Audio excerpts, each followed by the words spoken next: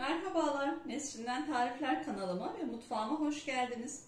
Bugün sizlerle hepinizin çok beğeneceğini umduğum, dışı kıyır kıyır, içi yumuşacık, peynirli, harika bir poğaça yapımını paylaşacağım. Şimdi yapımına geçelim. Kabımızın içerisine 75 gram oda sıcaklığındaki tereyağımızı alalım.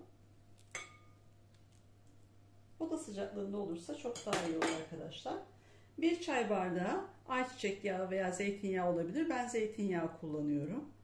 İkisi de olabilir, fark etmez. 2 adet yumurtamız var. Sarısını üzeri için ayırdım. Bir tam bir de akı. 1 su bardağı 200 mililitrelik su bardağıyla yoğurt. 2 yemek kaşığı elma veya üzüm sirkesi olabilir. Ben üzüm sirkesi kullandım. Şimdi bunları şöyle önce güzelce bir homojen bir karışım haline gelene kadar karıştıralım. Spatula ile veya çırpıcı ile olabilir, fark etmez. İyice karıştırdım. Şimdi de üzerine 1 çay bardağı mısır unu, 1 paket kabartma tozu, 1,5 çay kaşığı şeker, 1,5 çay kaşığı da tuzumuz var. Bunları da koyup tekrar yine iyice karıştıralım.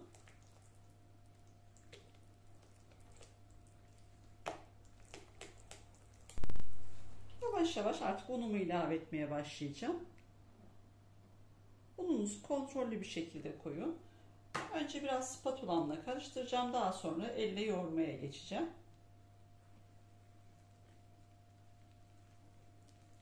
Un miktarı ve bütün malzemelerin miktarı ve adetleri videomuzun açıklamalar kısmında yer almakta arkadaşlar. Oradan da bakabilirsiniz.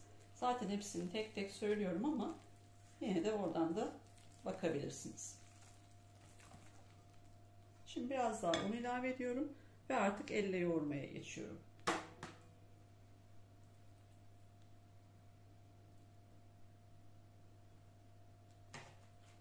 Yumuşak bir hamur olacak. Çok katı olmayacak.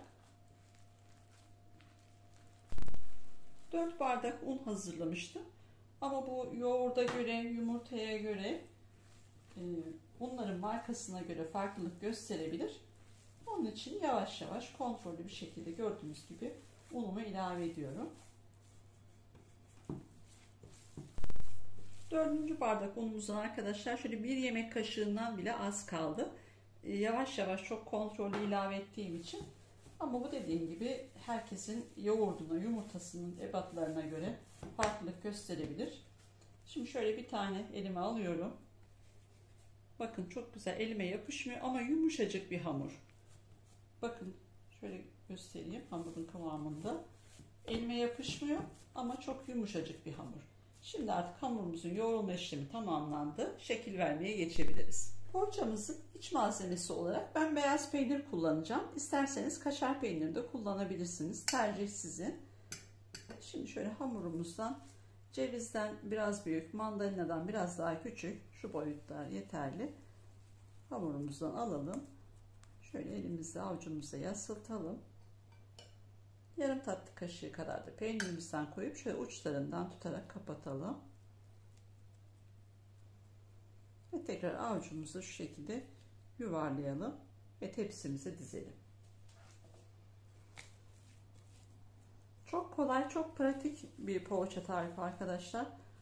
Mutlaka belki bilenleriniz vardır ama daha önce denemeyenler varsa mutlaka denemenizi tavsiye ederim. Hem çok güzel hem de çok pratik. Eminim denedikten sonra favori poğaçanız olacak. O kadar güzel bir poğaça.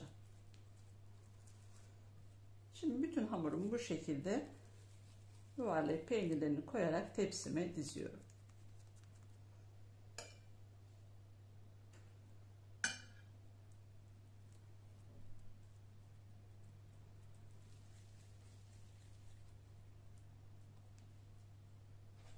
Poğaçalarımızın üzerine ayırmış olduğumuz yumurta sarısının üzerine 1 tatlı kaşığı da zeytinyağı ilave ettim ve güzelce çırptım. Şimdi yumurta sarımızı poğaçalarımızın üzerine sürelim. Benim ebatlarımda 20 adet çıktı arkadaşlar. Bu aldığınız hamurun büyüklüğüne, küçüklüğüne göre fark edebilir sayı. Hiç önemli değil. Ama ayarlamak istiyorsanız hani oradaki gördüğünüz şey 20 adet poğaça çıktı. Ona göre hazırlayabilirsiniz. Daha büyük veya daha küçük de bezeler alabilirsiniz. Yumurta sarılarını sürdüğümüz poğaçalarımızın üzerine susam atacağım. İsterseniz susam, isterseniz çörek otu, isterseniz de her ikisini de karıştırarak kullanabilirsiniz. Tamamen sizin kendi tercihinize kalmış. Ben bugün susamla süslüyorum. Poğaçalarımızı şimdi şöyle bir küçük bıçak yardımıyla çizikler atacağım üzerine. Bu şekilde daha şık bir görüntüsü oluyor. Şöyle çok da bastırmadan 2 tane yan yana çizik atıyorum. Tam artı şeklinde de atabilirsiniz. Çok da bastırmayalım ki peynirler fazla dışarı çıkmasın. Patlayan olursa da çok da önemli değil ama hani mümkün olduğunca çok bastırmadan sadece izinin çıkmasını istiyorum. Poğaçalarımız artık fırına gitmeye hazır. Önceden ısıtılmış alt üst ayar 180 derece fırında pişmeye gönderiyorum.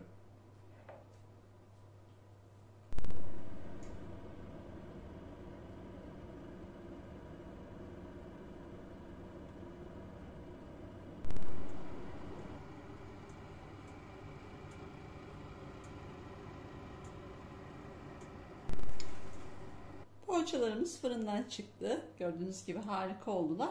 Benim fırınımda 40 dakikada pişti ama bu her fırına göre farklılık gösterebilir. Altı ve üstü kızardığında bu şekil olduğunda çıkartabilirsiniz. Şimdi poğaçalarımın ilk sıcaklığının çıkması için bir 5 dakika ılımaya dinlenmeye bırakıyorum. Biraz ılıyan poğaçalarımızı şimdi sunum tabağımıza alalım. Şöyle poğaçalarımızın bir de altını üstünü göstermek istiyorum. Gördüğünüz gibi gerçekten harika poğaçalarımız oldu. Hem çok şık bir görüntüsü var hem de gerçekten harika bir lezzeti var. Çayı koyun, hemen yanına hazırlayın. Afiyetle mis gibi tüketin.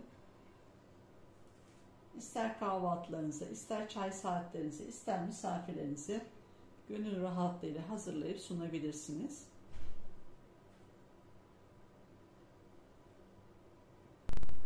Poğaçalarımız artık sunuma hazır. Gördüğünüz gibi hem görüntüsü o kadar şık ve güzel ama lezzeti de bir o kadar harika. Dışı kıyır kıyır, içi yumuşacık, peynirli harika poğaçalarımız oldu. Şimdi bir tanesini de bir iç dokusunu da göstermek istiyorum. Gördüğünüz gibi harika oldu. Daha önce denemediyseniz mutlaka denemenizi tavsiye ederim. Çok güzel poğaçalar, çok lezzetli. Tüm deneyenlere şimdiden afiyet olsun. Kanalıma abone olup bana destek olursanız çok sevinirim. Başka bir tarifte görüşmek dileğiyle. Hoşça kalın.